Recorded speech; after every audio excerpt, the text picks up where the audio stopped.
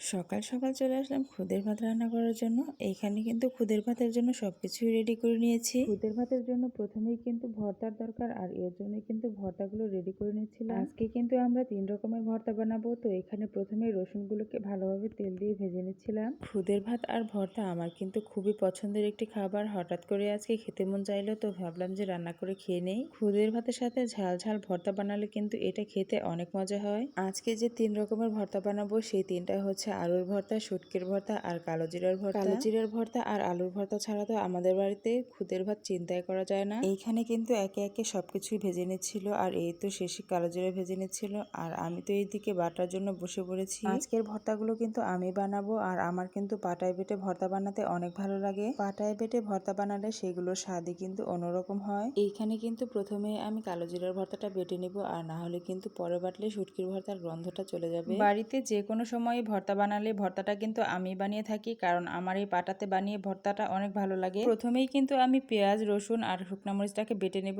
কারণ এটাকে প্রথমে বেটে নিলে ভর্তাটা কিন্তু অনেক মজা হয়। বিয়ে হওয়ার পর এই বাড়িতে এসে কিন্তু আমি প্রায় অনেক কাজই শিখে গিয়েছি।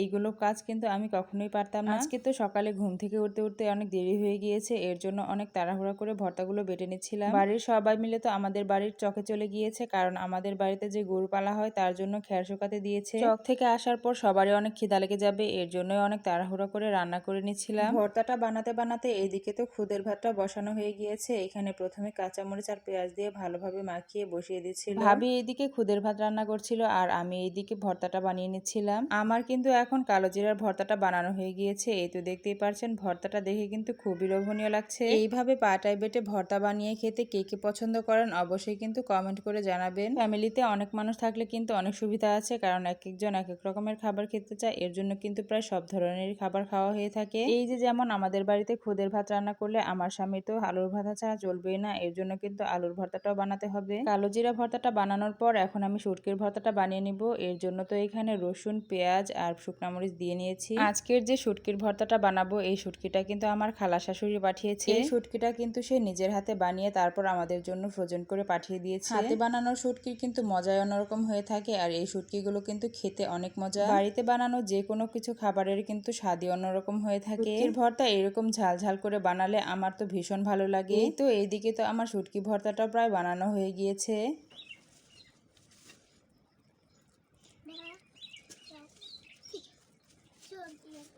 এইখানে কিন্তু আমার শুটকির ভর্তাটা হয়ে গেছে।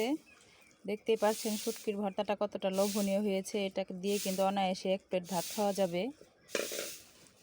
এখন আমি ভর্তাটাকে উঠিয়ে নিব।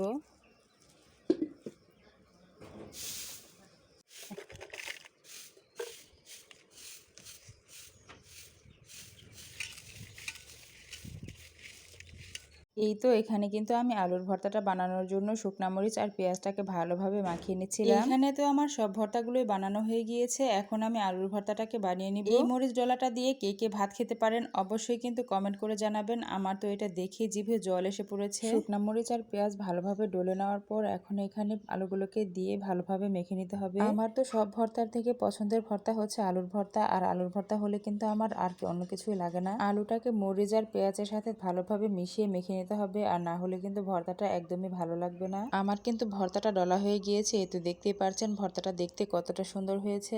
এইদিকে তো এতগুলো ভর্তা বানাতে বানাতে আমাদের খুদের ভাতটা হয়ে গিয়েছে। এই তো দেখতেই পারছেন কত সুন্দর হয়ে ভাতটা হয়ে গিয়েছে। ভালোভাবে এখন ভাতটাকে নাকড়িয়ে তারপরে ঘরে নিয়ে যাব, আর আমরা কিন্তু এইভাবে ভাতটাকে নাকড়িয়ে নেই, তাহলে কিন্তু ভাতটা খুবই সুন্দর থাকে। এই তো এখন আমরা ভাতটাকে ঘরে নিয়ে এসে পড়েছি, আর এখন আমরা প্রথমে আমার শ্বশুরকে খেতে দিয়ে দিব। আপনাদেরকে কিন্তু ভিডিওর প্রথমেই বলেছি আমাদের বাড়ির সবাই কিন্তু চকে কাজ করতে গিয়েছে, তো সেখান থেকে সবাই এসে পড়েছে, এখন সবাইকে খেতে দিয়ে দিব। এই তো এখানে প্রথমে ভাতটাকে বেড়ে নিয়েছি, আর এখন ভালোভাবে এখানে ভর্তাগুলোকে দিয়ে দিব। এখন কিন্তু এখানে অল্প অল্প করে 3টা ভর্তায় দিয়ে দিব, আর আমার শ্বশুরই কিন্তু এই 3টা ভর্তায় অনেক পছন্দ করে। আজকের ভিডিওটি এই পর্যন্তই। ভিডিওটি যদি ভালো লেগে থাকে অবশ্যই লাইক কমেন্ট করে আমার পাশে থাকবেন। সবাইকে আসসালামু আলাইকুম।